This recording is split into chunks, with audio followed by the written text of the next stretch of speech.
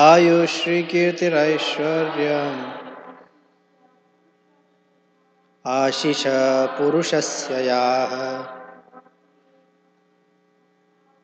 Bhavanti eva hi tatkale Yatha nichor viparyaya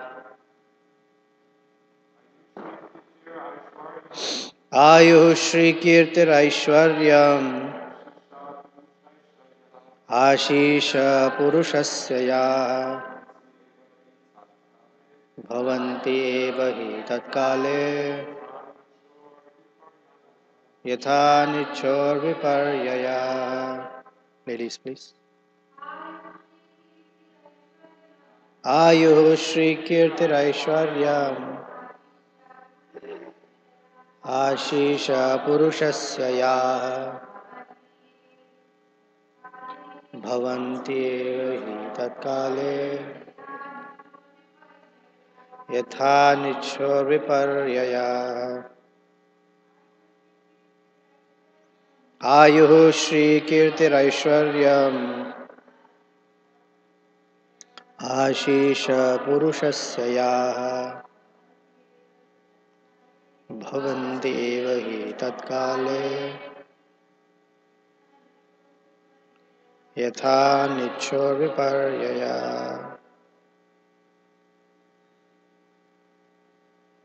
Ayuh Shri Kirtiraishwaryam Ashisha Purushasya Ya Bhavanti eva hi tatkale Yatha nichor viparyaya. Ayuhu, longevity.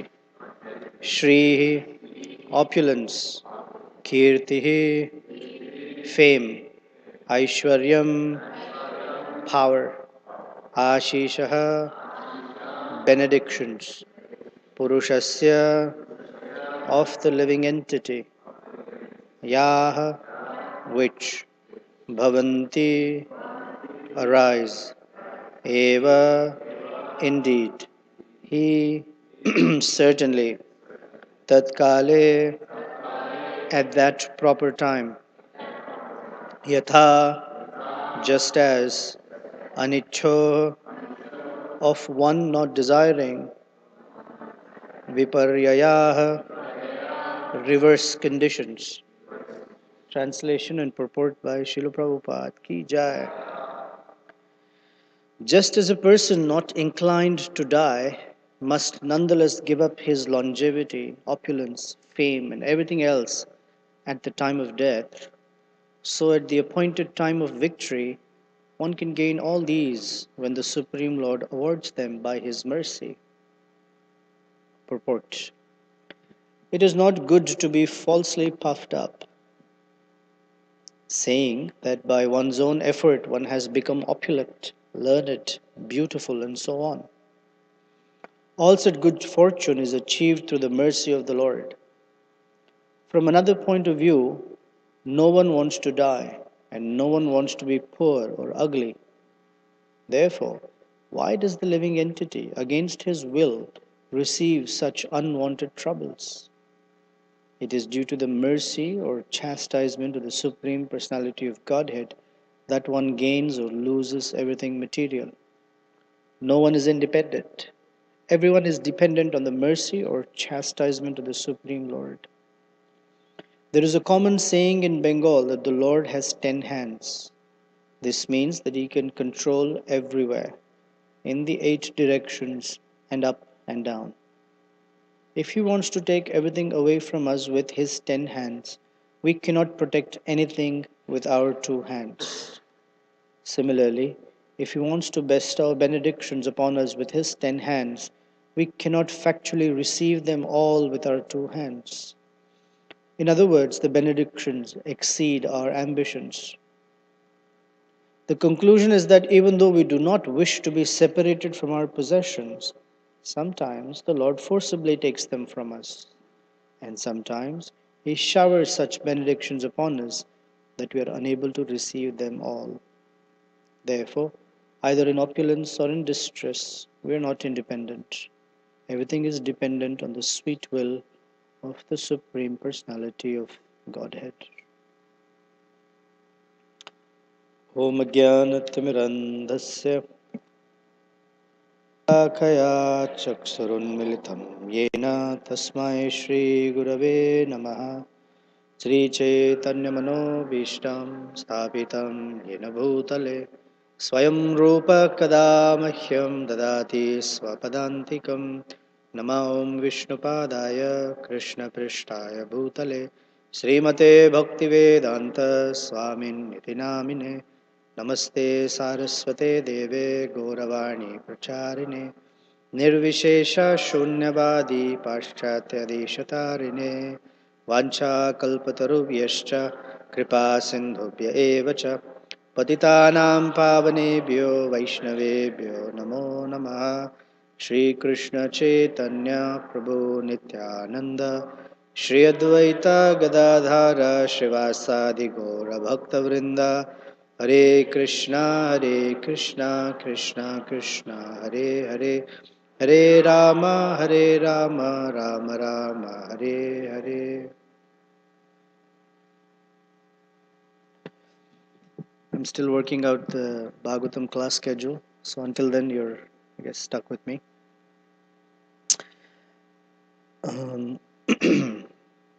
Vritrasura is giving this fantastic, I guess, class to Indra in the middle of a fight. And we've been hearing yesterday, or since a few days, that ultimately Krishna is in control of everything. And no living entity is in control of pretty much anything.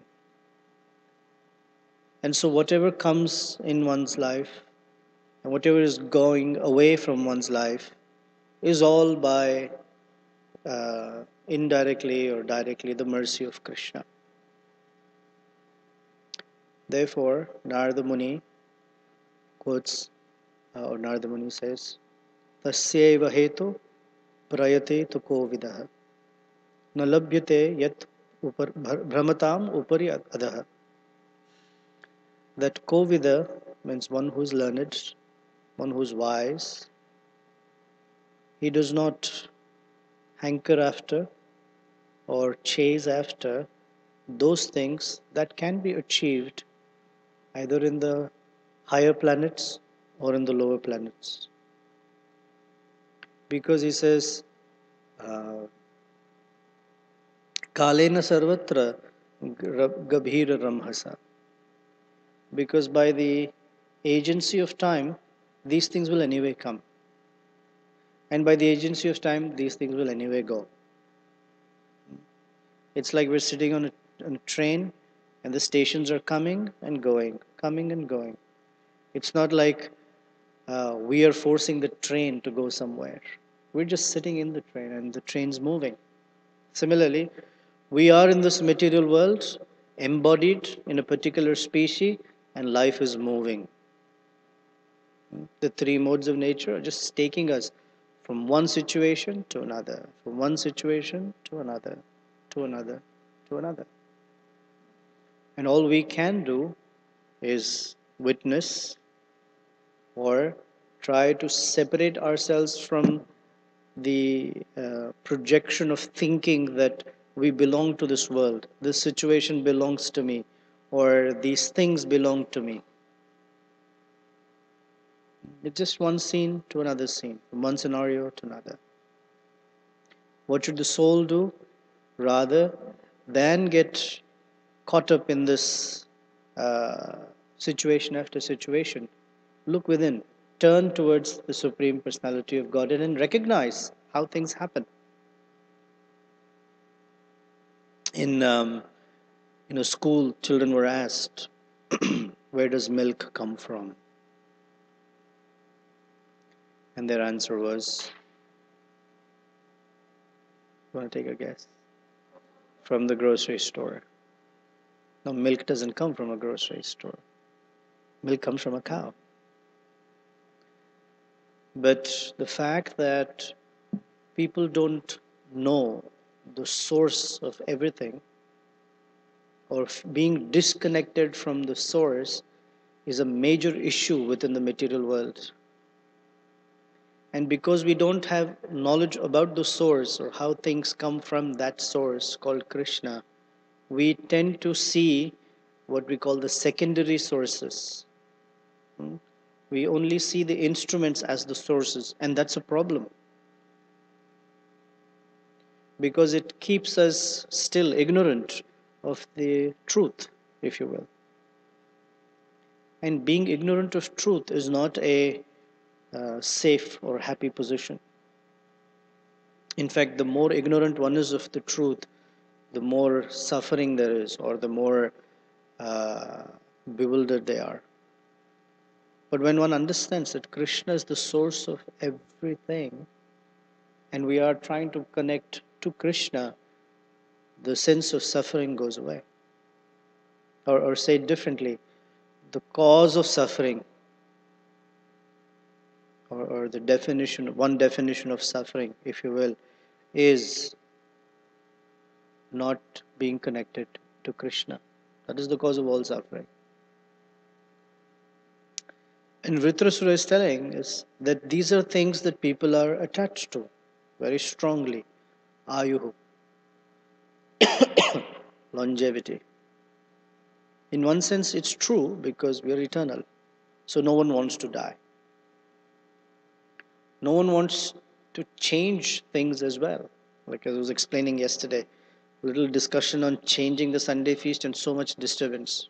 Because there's a tendency that we want to see things continue. There's a longevity sense to it.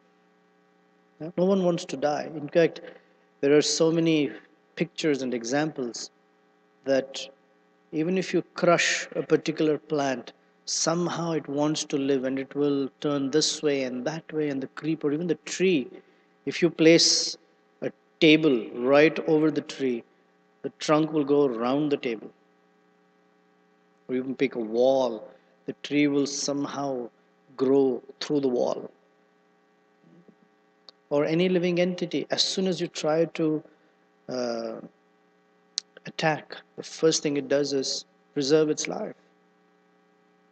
Therefore, in this material world, this preservation of life and fear, they go together. Or defensive mentality. Eating, sleeping, mating, and defending. Or fear, as it says. Ahara nidra bhayamaithvanamcha.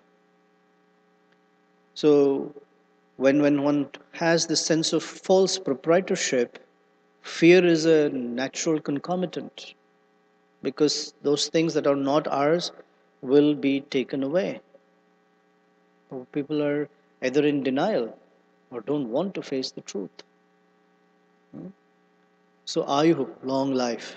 The longer the life, the greater the opportunity for sense gratification. Shri, opulences. The greater the opulence, the greater the enjoyment. In fact, one may have a long life but not enough Shri. Still, they know how to enjoy their senses, even within that.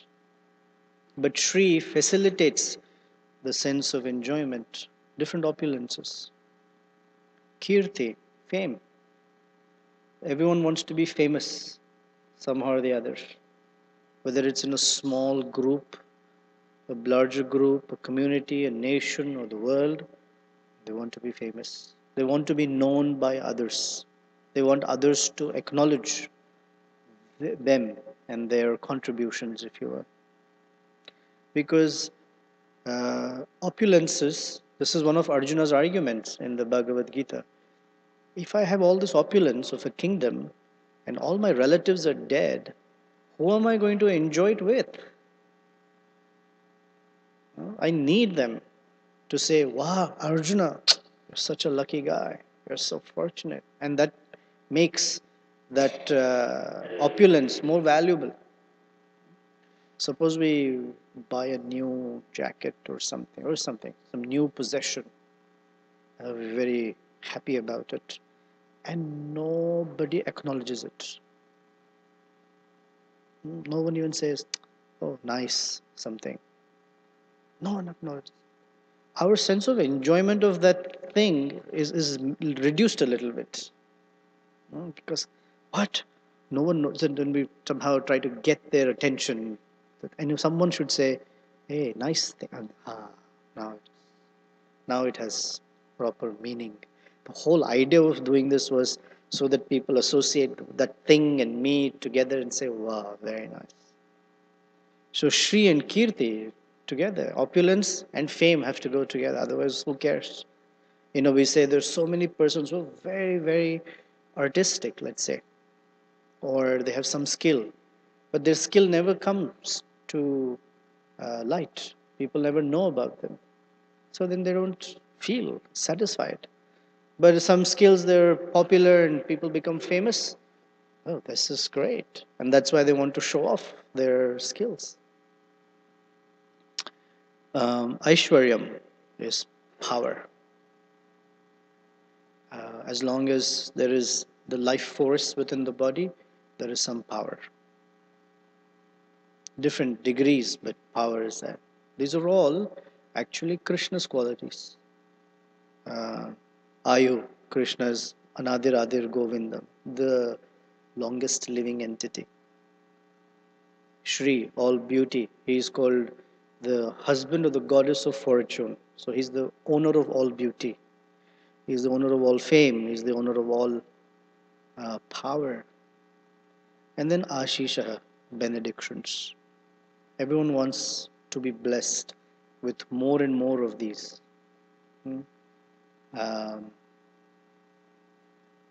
When someone, at least in India, if the tradition is that whoever is younger will bow down to whoever is older.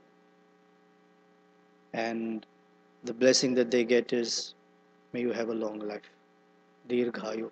Dirghayushman bhava. Dirghayu means may you have a long life. Dirghayushman, may you have a long life. Or they will bless, may you have money, may you have many children, which don't go together, because once you have many children and money goes away. You've seen that joke, the cartoon? There was a family and they're all sitting on a couch. I think there were four. The daughter has in her hand, and there's a little bubble on top of them. So they're saying or thinking, iPad. The next one says iPhone. No, iPhone, iMac, iPad, iPod. And the father says, I paid.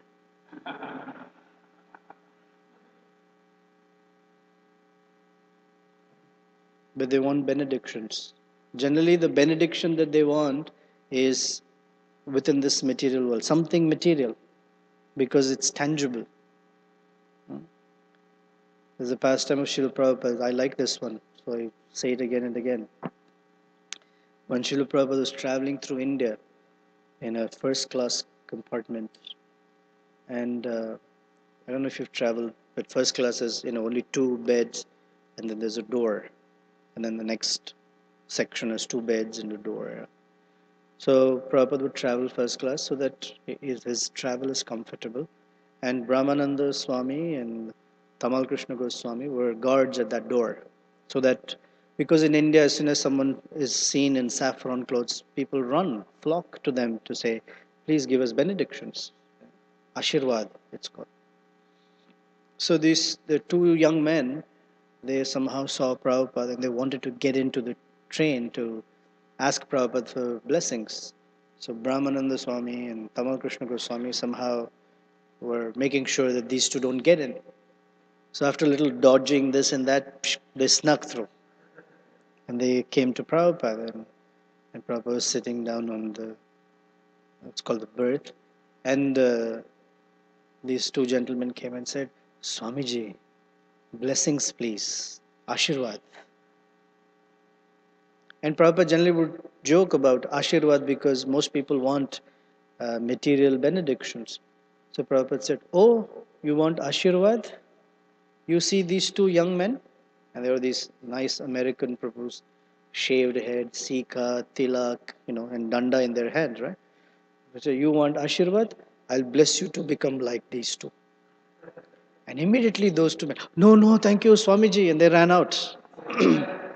Because they were afraid that by his blessings, all these things, Ayu, Shri, Kirti, Aishwaryam, would be taken away.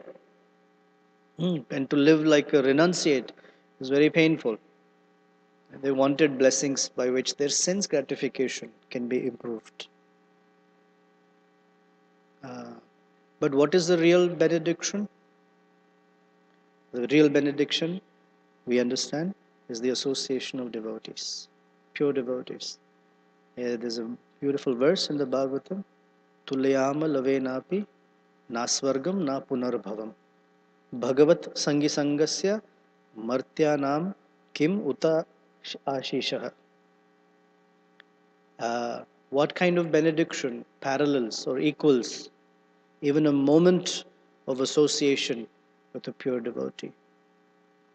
That it surpasses and outweighs heavenly benedictions, even liberation has no value when compared to a moment of association with a pure person. And he says, all these things are taken away at the time of death.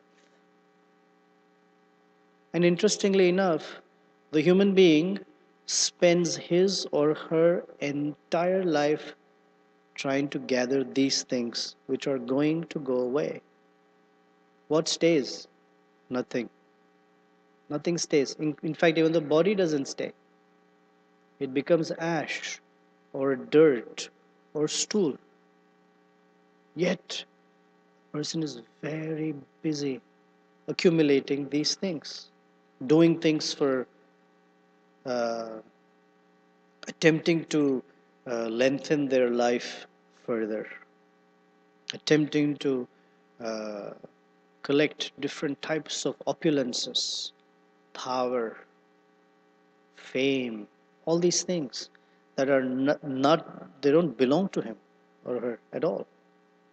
But that's the endeavor throughout life.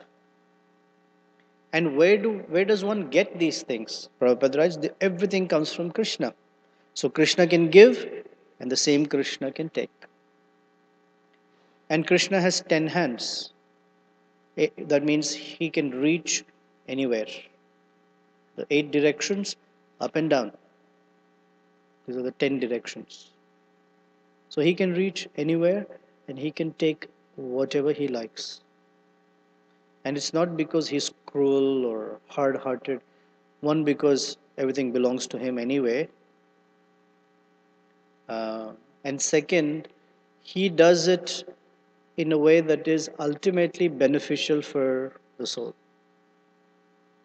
There was a pastor who made an announcement to his congregation at the beginning of a year. And he said, ladies and gentlemen, final projects that we want to work on for the rest of the year. And we've also identified all the money that we need for these projects. Now, only thing is that money is sitting in your pockets. It's like that. Everything is Krishna's. It's just sitting in different persons' pockets. And so Krishna, when he wants, he says, I'm taking. And then we say, no, no, no, that's mine. He says, no, no, no, it's mine. No, I worked very hard for it. He says, still, it's mine. Lakshmi Devi belongs to me. And in some cases, he gives. It's described when Krishna takes with his 10 hands, how much can we hold back with our 2 hands? We try to hold things, somehow. How Krishna takes it away is through the agency of death, or even between. People go through ups and downs in life. Here he says, reverses, viparyayaha, the reversals in life. Happily going this way, and don't know what happened, from where, out of the blue, life moves the other way. Major reverses. Death, injury, whatever. Reverses. Out of the blue. It's just because we are not aware. The conditioned living entity does not have one ability. You know what that is? Is to predict what will happen the next moment. We don't know.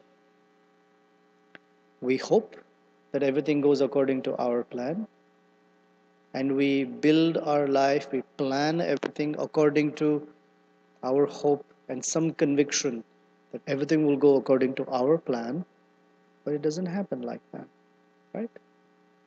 Do our plans work? Rarely. But it's nice to make a plan, but it's not necessary that those will work that way. And when Krishna wants to give, is described how much can one hold. Hiranyakashipu, he had overpowered the entire universe. It's described to such a degree that when he would raise his eyebrow,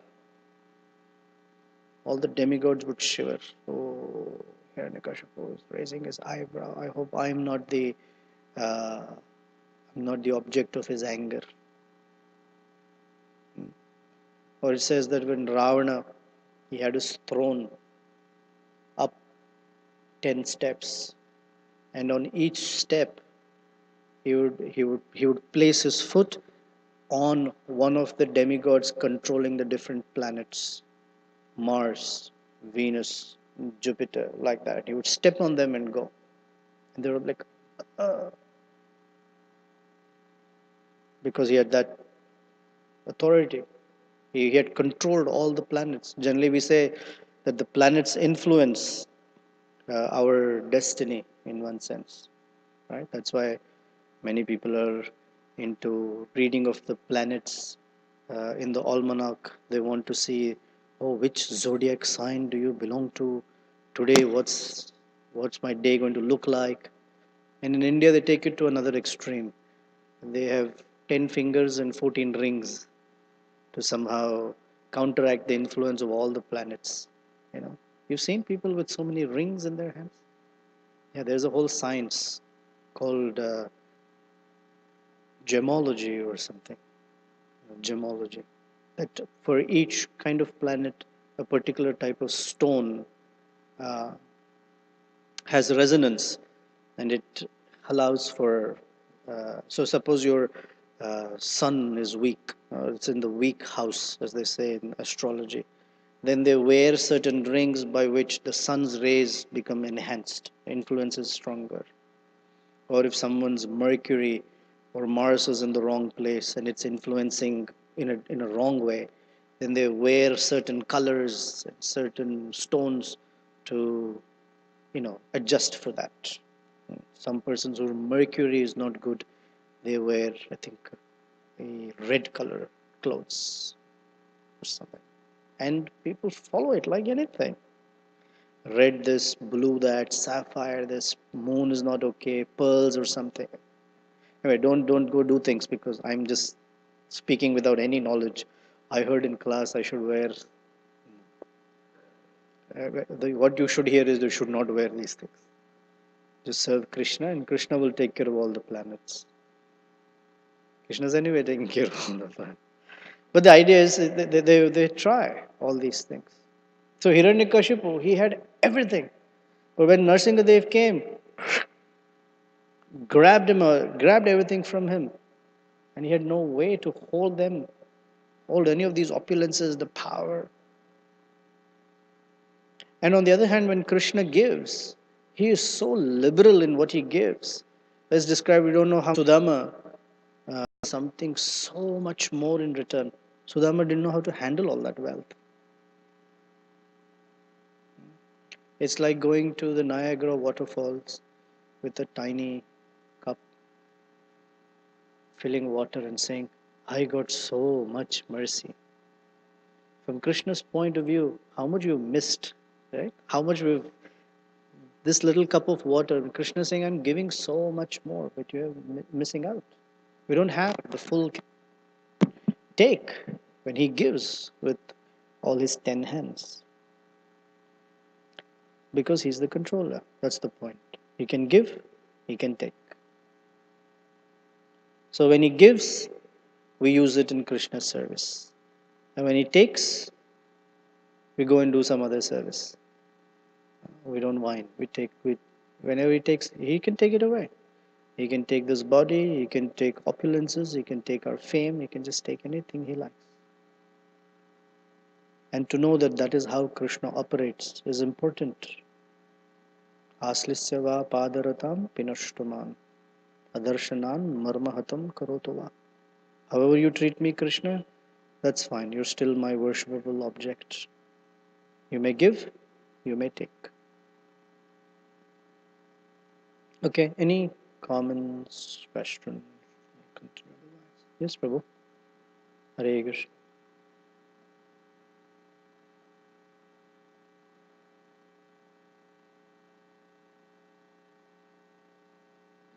Hare Krishna. Thank you, Prabhu, for speaking. I wanted to share first a comment and then a question.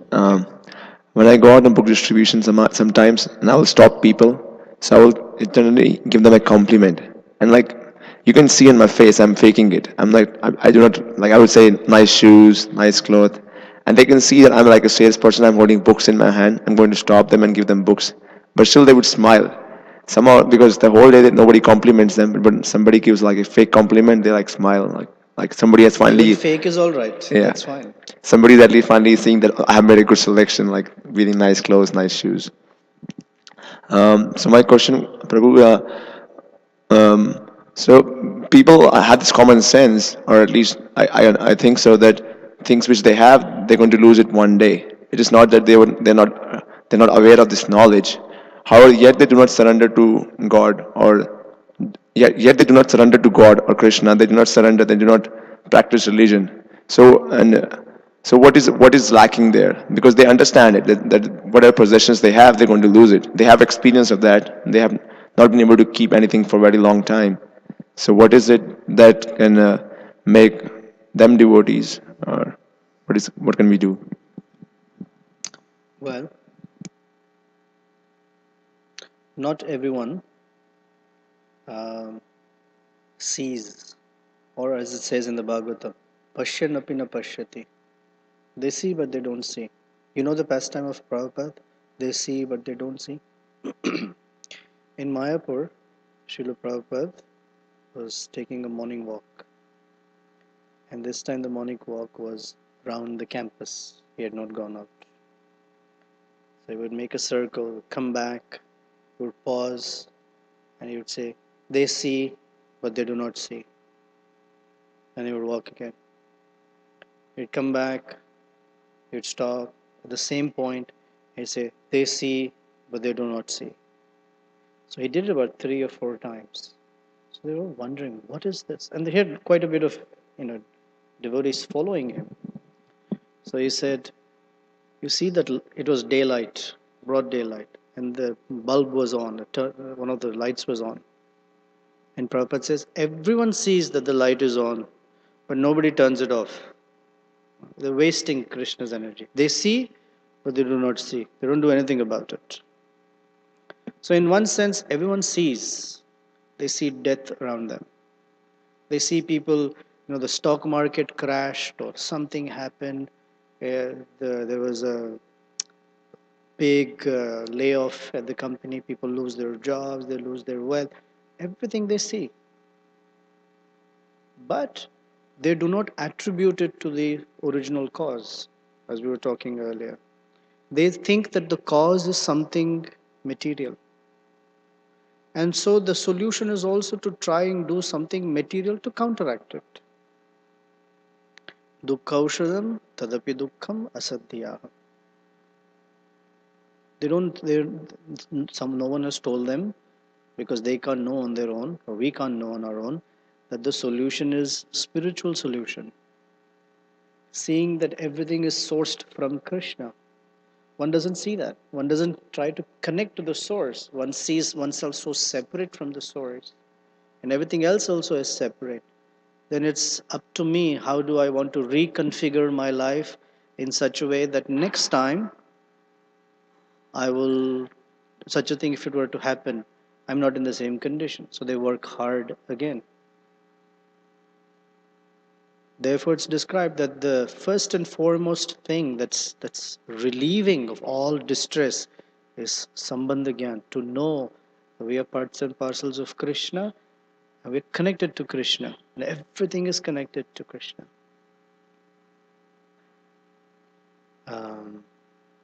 Without that knowledge, it's just difficult. We see, but we do not see.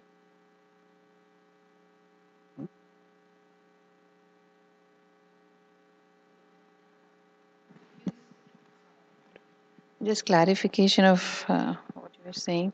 So, can it also be that they don't want to see because seeing means you have to acknowledge that the foundation on which you're standing or your Yes. understanding is not real or not strong enough, and that acknowledgement is fearful Fearful. because they're not able to attach to something higher.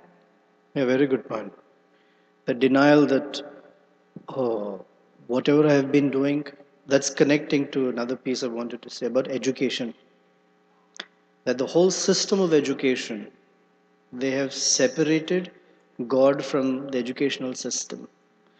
Prior to that, when educational system was very much in line with theism, people would understand much better. But you remove God from the picture, it goes away. And then to her point, if you tell someone all the entire ideology that you've been basing your life on, oh, by the way, is wrong,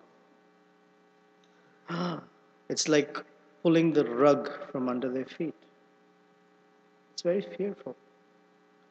We have faced certain persons who are into strong demigod worship. They've put in their heart into demigod worship. And when you explain to them that the demigods are also empowered by Krishna, then they're afraid. Oh no, now I have to give this one up? Too fearful. I don't know what will happen. They don't have anything to hold on to. That's a good point. And holding on to doesn't happen maybe because then they have to give up the independent mentality, because then they have to become submissive and surrender. And that's hard. The way to get all these things, there's another way. How to get long life, opulence, fame, power, benediction. There's another way. It's called Krishna Consciousness. But for that, something else has to happen, and they're not prepared for it. I have to give this up to get that? Why should I give this up? I already. When Sanatan Goswami, this man who had taken the touchstone from Sanatan Goswami, he said, oh, I noticed that the touchstone is in a pile of garbage. That means you have something more valuable. Can I have that? Can I have that and that too? Sanatan Goswami said, for you to have what I'm relishing, you have to throw that stone into the river first. It was interesting. He didn't tell him, it's the holy name. And the person would say, no thanks, this is good enough for me. So first you have to throw that. Oh, no, no, what is it? No, no, no. First throw the stone in the river. Then I will tell you. Okay, better be good. Oh, the Hare Krishna Mahamantra. Oh, jump right into the river. Look for that stone. So to get this, one has to give up that.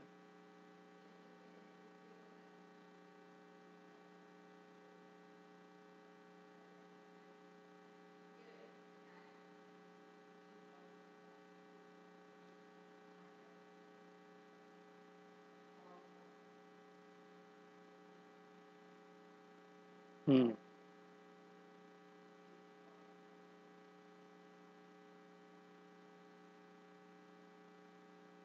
Okay. Jitendra Prabhu, you have something? Prabhupada said they don't see the source. Like they'll eulogize Einstein and Newton, but they don't really they don't really see where that brain is coming from. Hmm. And then he also says fallible soldiers, the Yes. definitions of fallible soldiers. That was the Pashyanapi na Pashyati verse, where it says that he sees all of them as Atma Saineshu. That is, He sees all of his family members, friends, and everything that he is holding on to as fallible soldiers. They don't see the time factor. Hanging on and holding fast, hoping our little world will last. The future is uncertain and the end is always near. Hare Krishna. Bhaktaluk. Okay. Jai Baladev. I can't remember any verses from Jai Baladev, but Yaya always reminded me of Vyasadeva. So, Hare Krishna.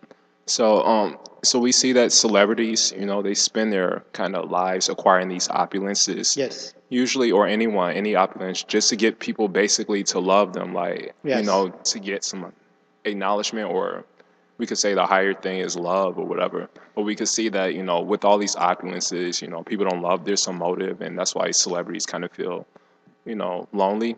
So even you were mentioning, even in our little circles or whatever, we try to get some attention either through some service, some gratitude. So is that our tendency to, like, want to be, not necessarily be proud, but also to be loved? And so we could see in the lives of great saints, it's not that they're trying to seek the love of others, it's that they're trying to give love. And is it that we can't really, I'm not sure how to articulate my question, Yeah, is that... excellent question. Excellent question. In the conditioned state, we tend to get the attention of others because that's a way of substituting the love that we're missing. And so the adoration, the eulogy, the acknowledgement, even, it doesn't even have to be eulogy, just the acknowledgement is that it has value, that, oh, someone is acknowledging that I even exist. Right? Suppose in our community we never say, unless we all decide that we will not say Haribol to Jitendra Prabhu. Of course, for him it won't matter. Let's pick someone else. Let's say me. If we all agree that no Haribol to Nityananda Prandas, I'd be lost. A little acknowledgement says, oh, okay, I exist. Someone noticing me, that I exist. Because inside there is a void. And I'm trying to fill that void by that acknowledgement, by eulogy, by praise, by fame. But those great sages whose heart is brimming with love for Krishna, because they realize that Krishna is the source of all love, they're not looking for any acknowledgement. In fact, they're only giving. And not only are they not looking for acknowledgement, those who are against them, to them also they're giving. Like Haridas Thakur, these guys were cracking the whip at him. He was giving them their affection. Or the Avanti Brahmana. He just stops. Okay, these people are spitting at me and all. That's fine. So that void is what is the key motivator, trying to fill that void. But in the absence of Krishna, that void never gets filled. It's always there.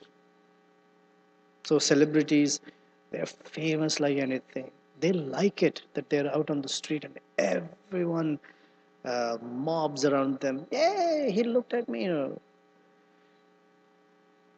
But then they die very lonely lives. Recently, this comedian died, right? What's his name? Robin Williams. And there's a whole discussion. The fellow used to make so many people laugh. What did he die of? Depression. So paradoxical. The fellow who can make people laugh and I guess make them happy died of depression because he himself was very sad. He could not have any relationship with anyone. But on stage, it's going on, fantastic relationship. He's making people laugh, he's picking on people, they love it. I mean, he may even insult them and they love it. But inside, dying a very lonely life. No one. So that fame doesn't have much value. Yes. Nice, very nice question. Thank you. Hare Krishna. I was thinking of our nectar of devotion, we're studying these verses about proper renunciation. So we're hearing about these opulences, and often we hear this principle of engaging opulence in the service of Krishna. So we don't need to be averse to beauty or wealth or fame, because when we properly engage these things in Krishna's service, it can be very beneficial. But I was thinking, this story you shared of Sanatana Goswami, he had the touchstone. So it would be easy to think, oh, how much service I could do for Krishna with the touchstone. Having all this gold or everything, whatever I wanted to do basically. But still he was very disinterested in that. And I guess I was seeing the connection in the purport Prabhupada. It's very clear that simply by the mercy of Krishna, one can become opulent or lose his material position. But still, Sanatana Goswami, he had a touchstone. It seems like he could have done a lot with that, but didn't. I don't know. I was just thinking about that.